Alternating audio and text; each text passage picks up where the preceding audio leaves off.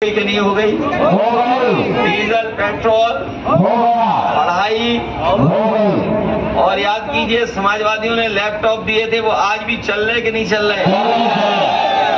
किसी के घर में है कि नहीं है?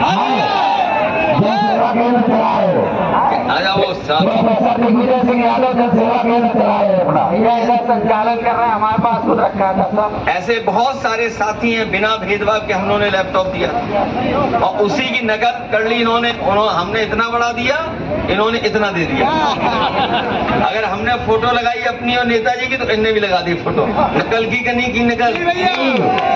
और जो हम लोगों ने एम्बुलेंस चलाई थी गरीबों की मदद के लिए, वो खराब कर दी इन्होंने, खराब कर दिया। आती भी नहीं है। और 100 नंबर जो आपकी मदद के लिए पुलिस को दी थी, और उसका नंबर 112 कर दिया। पुलिस को लगा कि उन्हें भी अपनी वसूली बढ़ा देनी चाहिए। बताओ बढ़ गई कि नहीं बढ़ गई? और अन्याय हुआ कि नहीं हो रहा है? और हमारे ये शिक्षा मित्र 5000 जान दे चुके हैं। तुम्हारी कोई मदद कर सकता है तो हम लोग कर सकते हैं, कोई मदद नहीं करेगा शिक्षा मित्रों की। और बहुत से फैसले हैं ऐसे जो सरकार ने गरीब जनता के खिलाफ लिए हैं।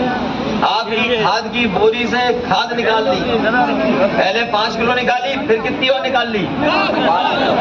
5 और निकाल ली। कुल मिला के कितना किलो बाप ले लिए, निकाल लिया। और पैसा उतना ही है कि नहीं उतना? ये जो महंगाई, और वो हम लोगों ने बचपन से पढ़ी कि एक समय पर समुद्र मंथन हुआ था। इसी तरीके से 2024 के चुनाव में ये संविधान मंथन होने जा रहा है। एक तरफ तो वो लोग हैं जो संविधान के रक्षक हैं, जो संविधान की रक्षा करना चाहते हैं। दूसरी तरफ वो लोग हैं जो संविधान के भक्षक हैं, जो संविधान को खत्म करना चाहते हैं। तो जो लोग कह रहे हैं 400 पार, इस बार संविधान को हम लोग साक्षी मान करके और संविधान के साथ खड़े होकर के उनके साथ करेंगे आर और पार।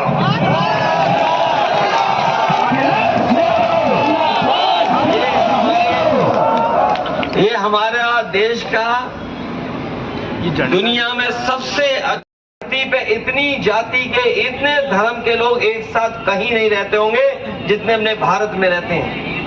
ये हमारी मिली जुली संस्कृति है। हम एक दूसरे का सहारा बनते हैं, हम एक दूसरे के कारोबार और काम से जुड़े लोग हैं। हमारी ये संस्कृति गंगा जमुनी संस्कृति है। इसको खत्म करने का काम भारतीय जनता पार्टी कर रही है। और लगातार भारतीय जनता पार्टी के जो फैसले आपने देखे होंगे, और अगर 10 साल पुराना हम हिसाब किताब लगाएं और पीछे मुड़ करके देखें, तो भारतीय जनता पार्टी की हर बात झूठी निकली, उनका हर वादा झूठा निकला। उन्होंने कहा कि हमारे किसानों की आय 2 गुनी हो जाएगी। बताओ, किसान भाई यहाँ सब मौजूद हैं, किसान भाई के परिवार के लोग हैं। लागत के हिसाब से बताओ और आज की महंगाई में बताओ कि कितने किसान भाइयों की जो फसल है, जो पैदावार है, उसकी आय 2 गुनी हो गई। किसी की आय 2 गुनी हो गई, किसी की आय 2 गुनी नहीं हुई। और जिस तरीके से महंगाई बढ़ी है, इन्होंने हमारी खुशहाली रोकी है, तरक्की रोकी, आगे बढ़ने से हम लोग को रोका है। हमारी हर जरूरत की चीज महंगी कर दी। याद कीजिए वो समय जब किसान अपने हक के लिए दिल्ली जाना चाहता था, इन्होंने दिल्ली नहीं जाने दिया किसानों को। जो आंदोलन में बैठे थे वो दिल्ली नहीं पहुंच सकते थे। बड़ी बड़ी आरसीसी की दीवारें लगवा दी, सड़कों पे कील लगवा दी। अगर कोई किसान अपने ट्रैक्टर में डीजल भरना चाहता था तो उसे डीजल नहीं मिलता था। पुलिस लगा दी, 1000 के लगभग किसान शहीद हुआ। तब जाकर के सरकार ने 3 काले कानून वापस ले लिए।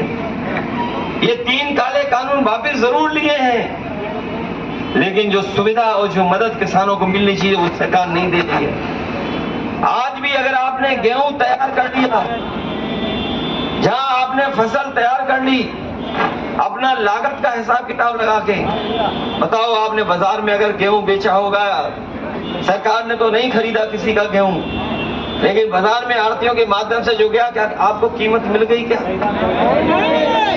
और जो बड़े बड़े लोग हैं, जो बड़े बड़े उद्योगपति हैं, यहीं से हमारे किसानों का पूरा गेहूं ले लेंगे।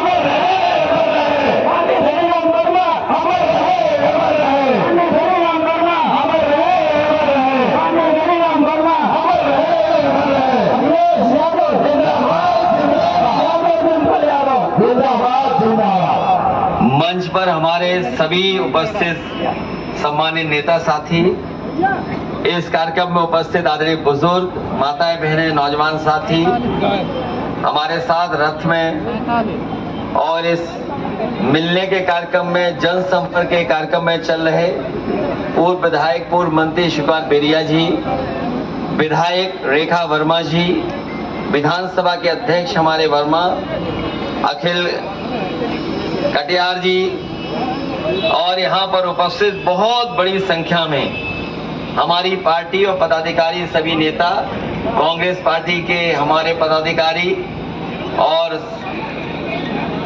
किसान यूनियन के भी हमारे एक साथी दिखाई दे रहे हैं, और उपस्थित सभी हमारे किसान भाई, गांव दूर दूर से चल कर के आए सभी मजदूर किसान भाई और पत्रकार साथियों, सबसे पहले मैं आप